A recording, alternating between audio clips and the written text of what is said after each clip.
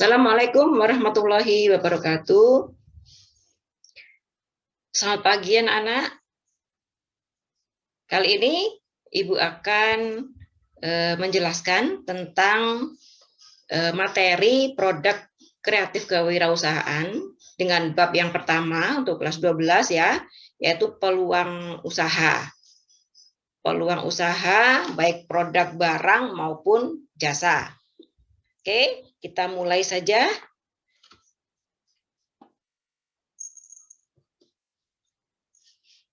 Untuk memulai usaha, jadi kalian harus mempunyai ide ya, ide-ide kreatif yang harus dimulai dengan boleh misalnya mencontoh dari usaha yang sudah berkembang atau mempunyai ide-ide sendiri, bisa juga diterapkan dalam memulai usaha. Jadi untuk generasi milenial seperti kalian saat ini cukup kreatif dengan tidak bergantung pada ketersediaan lapangan kerja, melainkan turut menciptakan lapangan kerja itu minimal untuk diri kalian sendiri. Jadi tidak ada batasan dalam hal ini untuk memulai usaha, baik usia maupun kreativitas. Untuk memulai usaha, seseorang itu perlu memahami tentang peluang suatu produk, baik barang maupun jasa. Dalam bab ini, kita akan pelajari mengenai cara menangkap peluang usaha dan cara mengembangkan ide-ide usaha sebelum memulainya. Jadi ada 3 tipe. Yang pertama yaitu tipe pangsa pasar baru atau new market. Kemudian yang kedua ada tipe teknologi atau inovasi baru. Dan yang ketiga adalah tipe nilai baru atau new benefit. Ya, untuk yang pertama yaitu tipe pasar baru atau new market. Ini untuk melakukan jenis usaha baik barang maupun jasa. Namun begini, misalnya ada yang menjual di wilayah yang berbeda untuk tipe A, umumnya mengadopsi jenis barang atau usaha yang telah sukses atau menjadi tren di wilayah lain. Jadi mencontoh. Jadi tetapi untuk jenis ini belum ada di wilayah yang akan dipromosikan. Jadi ide tipe A juga dapat mengadopsi dari usaha-usaha dari tempat lain atau wilayah lain, bahkan negara lain juga bisa diterapkannya di Indonesia. Jadi banyak usaha di Indonesia yang merupakan jenis tipe A itu menjiplak atau menduplikasi dari wilayah yang berbeda atau negara lain. Itu untuk tipe pasar atau pangsa pasar baru. Kemudian tipe B, tipe teknologi atau inovasi baru, yaitu merupakan ide dengan memanfaatkan teknologi atau inovasi terbarukan. Maksudnya begini, tipe B ini benar-benar baru dalam hal teknologi. Jadi teknologi yang dimaksud adalah teknologi yang tidak hanya berhubungan dengan mesin, tetapi juga pemanfaatan sebuah sistem ataupun proses. Ya, yang tipe teknologi adalah inovasi baru yang akan dipasarkan. Kemudian yang ketiga yaitu tipe C, yaitu nilai baru atau new benefit, yaitu tipe yang merupakan modifikasi dari sesuatu yang telah ada atau untuk memperbaiki sesuatu yang sudah ada. Dan untuk tipe C ini, seseorang harus mampu melihat celah produk yang sudah ada. Kekurangan produk yang sudah ada dapat diperbaiki. Kemudian diterapkan pada produk usaha yang akan dikembangkan. Itu tipe C, yaitu nilai baru. Jadi ada 3 tipe dalam memulai usaha. Setelah kenal dengan tipe ini, nanti bisa disesuaikan jadi usaha yang akan kalian jalankan itu yang seperti apa. Kemudian lanjut teknik mendapatkan ide. Dalam teknik mendapatkan ide, di situ tertera ada 6 teknik, yaitu ada bertukar pikiran, kemudian yang kedua berimajinasi, kemudian yang ketiga memadupadankan, yang keempat pendekatan tidak langsung, yang kelima pendekatan ensiklopedia, dan yang keenam komponen yang dimodifikasi. Yang pertama dulu, teknik bertukar pikiran. Teknik bertukar pikiran ini dapat dilakukan untuk menggali lebih dalam dari berbagai sudut pandang dari suatu ide. Jadi dengan bertukar pikiran, maka kita dapat memahami kekuatan maupun kelemahan suatu ide. Jadi seseorang yang diajak untuk bertukar pikiran juga dapat menambahkan ide-ide lain yang akan meningkatkan nilai jualnya. Bertukar pikiran dapat dilakukan dengan cara berdiskusi ataupun rapat. Jadi seseorang bisa berdiskusi atau bertukar pikiran lewat sharing dengan pengalaman-pengalamannya, dengan rekan kerjanya, atau mungkin guru pembimbingnya atau mentornya. Jadi bertukar pikiran ini adalah salah satu teknik untuk mendapatkan ide. Kemudian yang kedua, yaitu berimajinasi. Berimajinasi itu sangat cocok digunakan untuk seseorang yang memiliki imajinasi yang kuat dalam mendapatkan ide. Di sesuatu yang dibayangkan, artinya dapat juga dilakukan oleh seseorang yang mempunyai imajinasi yang kuat. Jadi sebaiknya mengimbangi antara keinginan yang kuat dengan mewujudkan mimpinya atau keinginannya. Itu ya, untuk yang berimajinasi. Jadi ide-ide imajinatif sebaiknya dicatat, kemudian diproses untuk diterima menjadi suatu ide yang akan dikembangkan. Kemudian yang ketiga, memadupadankan.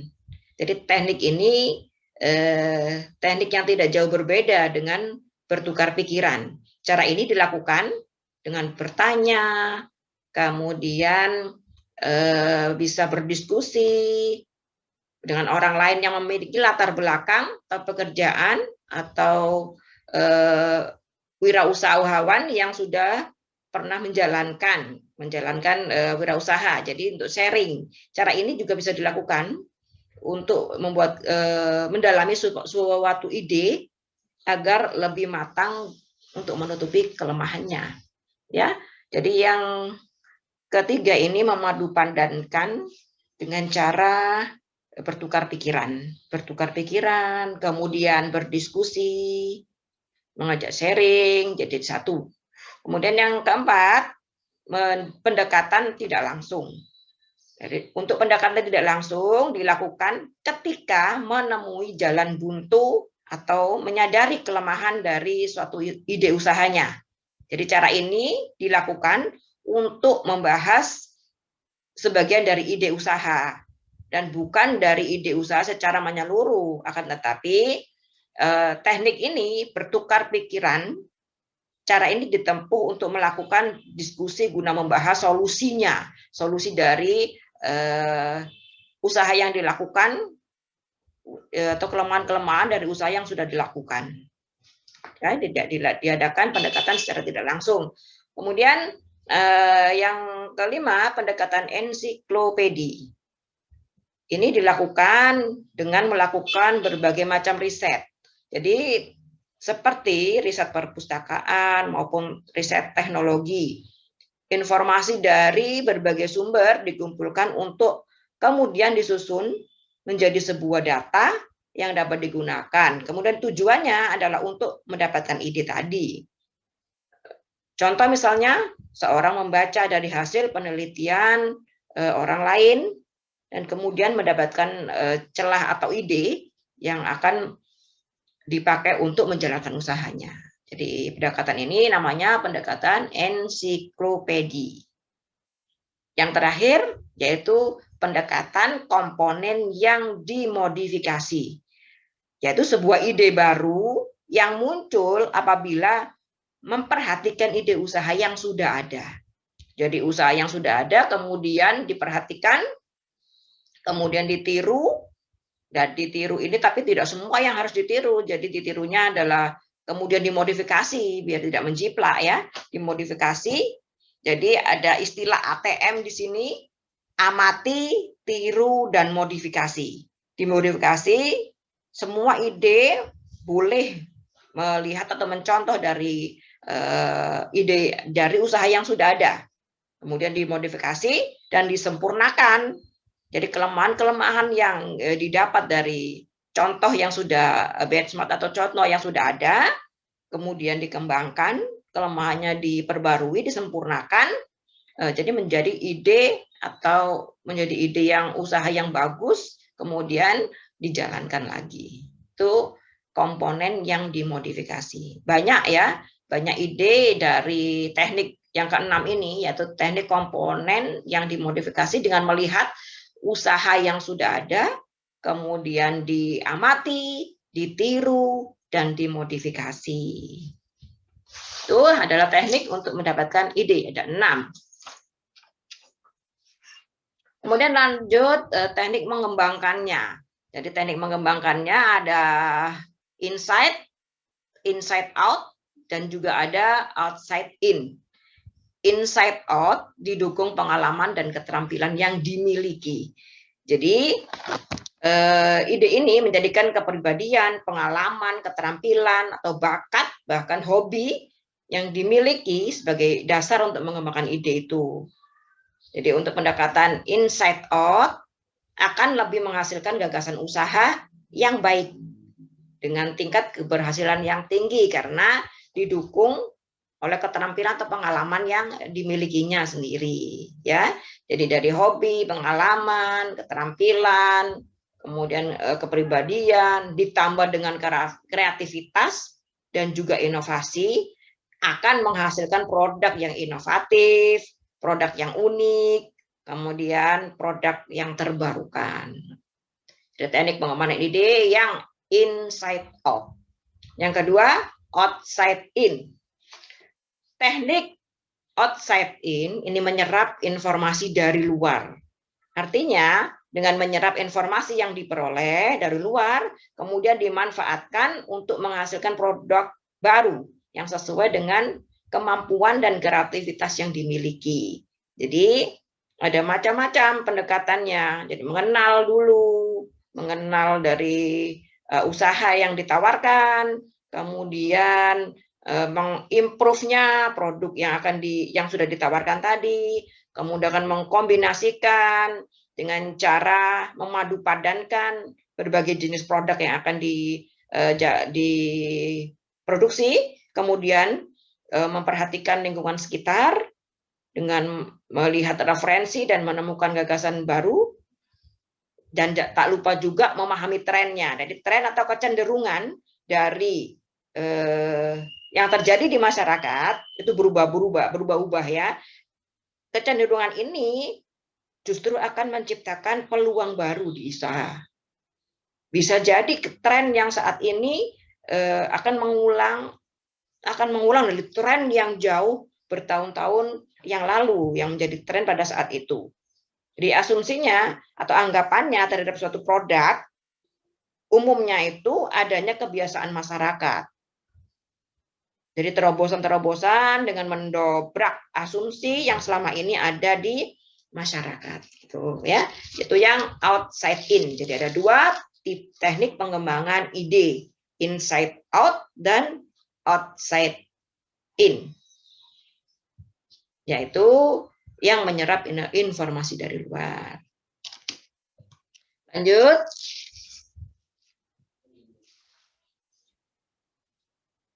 Mengembangkan gagasan usaha. Dalam mengembangkan gagasan usaha, ini ada 4 tahap. Yang pertama adalah tahap usaha, yang kedua tahap konsep, yang ketiga tahap mengembangkan produk, dan yang terakhir adalah tahap uji pemasaran. Yang pertama dulu yaitu tahap usaha. Tahap usaha ini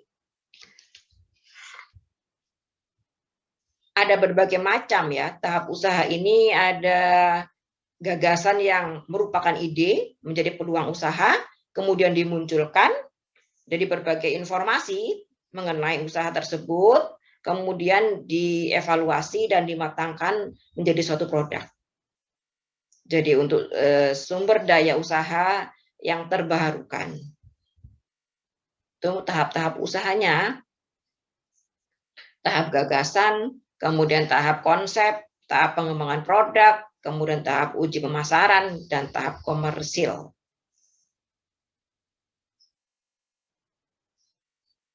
Kemudian yang kedua, tahap konsep. Konsep itu yaitu menyaring atau mengevaluasi dari informasi yang sudah ada. Di tahap ini untuk selanjutnya dikembangkan, kemudian dianalisis menjadi suatu informasi yang tujuannya adalah untuk mendapatkan suatu produk. Jadi perlu dipertimbangkan mengenai proses produksinya, keuangannya, kemudian pemasarannya, sampai di pangsa pasar mana yang dituju. Ya, tahap konsep. Kemudian yang ketiga, tahap pengembangan produk, yaitu apabila konsep produksi dan pengembangan produk telah disepakati, maka tahap selanjutnya adalah tahap prototipe. Artinya pengujian dalam tahap mengembangkan produk. Ini diperlukan. Kenapa kok diperlukan? Harus diuji. Diujinya boleh bisa di laboratorium atau di bawah ke produk uji yang terkait dengan produk yang akan dikembangkan. Kemudian tahap selanjutnya yaitu tahap uji pemasaran. Jika produk telah lolos dari berbagai uji produk, pengembangan produk, maka tahap selanjutnya adalah dilakukan uji pemasaran. Misalnya, tingkat penerimaan pasar terhadap produk yang dijual tadi. Untuk mengujinya bagaimana? Produk sampel yang dibuat dan disebarkan kepada konsumen yang potensial, yang memang target marketnya adalah sesuai dengan produk itu tadi. Jadi hasil uji pemasaran positif, tahap selanjutnya adalah melakukan komersialisasi terhadap produk. Jadi diuji pemasarannya dengan pasar yang sudah disepakati. Bagaimana produk tersebut dapat diterima oleh masyarakat. Ya, jadi mengembangkannya ada 4 tahap. Tahap usaha, tahap konsep, tahap pengembangan produk, dan tahap uji pemasaran. Oke, sekarang lanjut. Biasanya untuk wirausahawan atau wirausaha yang baru itu ada beberapa kelemahannya ya. Kelemahannya itu rata-rata nih ada 5 yang umum.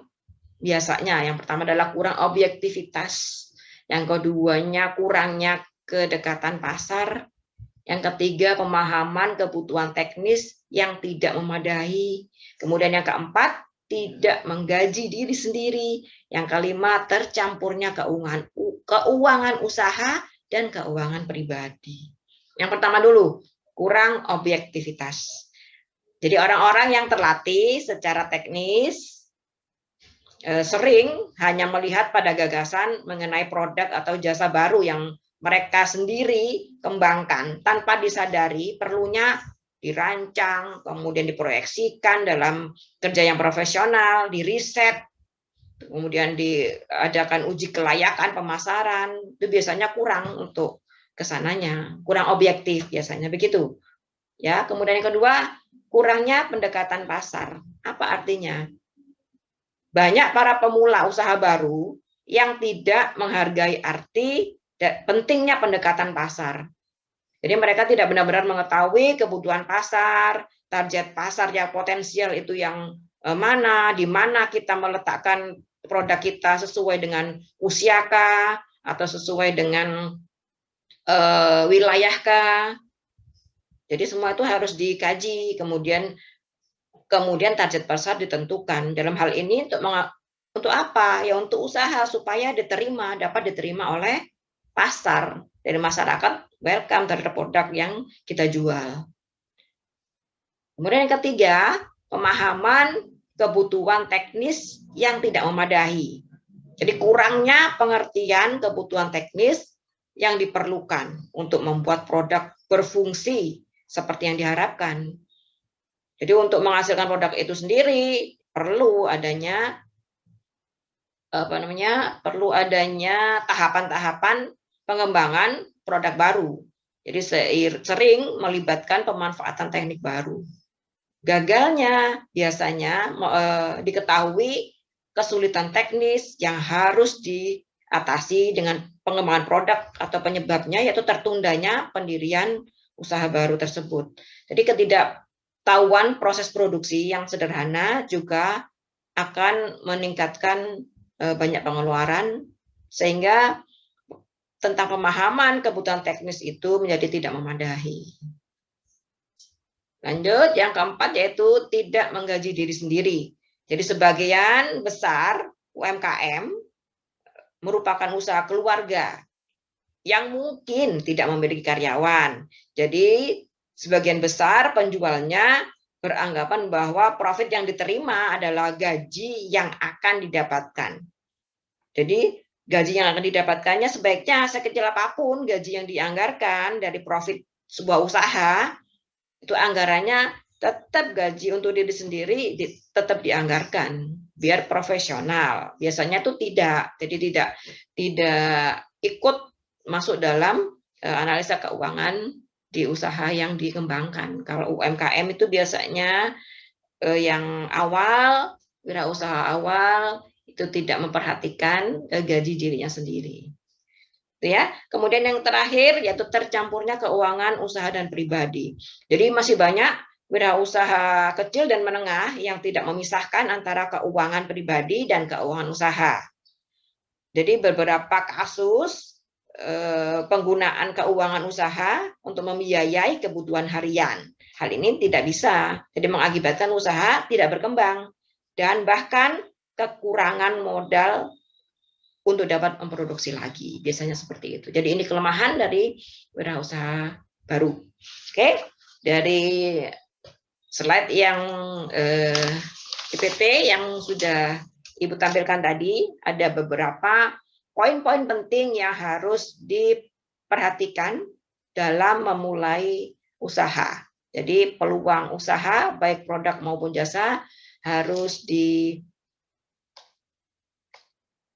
dilihat ya, peluangnya adalah mulai dari tipe usaha, kemudian teknik mendapatkan idenya, kemudian teknik mengembangkan idenya, bagaimana, mengembangkan gagasan usahanya juga bagaimana, juga harus dipelajari kelemahan-kelemahan dari biasanya yang terjadi pada wirausaha baru. Ya.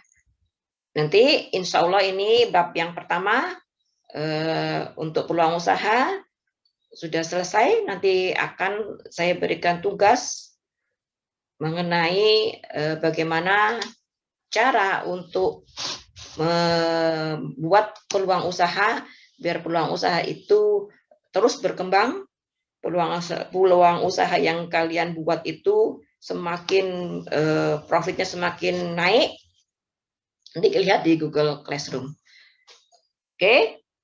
Untuk bab 1 peluang usaha Bu Mela akhiri atau saya akhiri. Insya Allah kita nanti bertemu di tugas untuk bab yang pertama yaitu peluang usaha. Akhirnya saya ucapkan terima kasih atas atensinya, atas perhatiannya untuk mempelajari. Kita sama-sama belajar ya tentang peluang usaha di bab yang pertama. Kurang lebihnya mohon maaf. Assalamualaikum warahmatullahi wabarakatuh.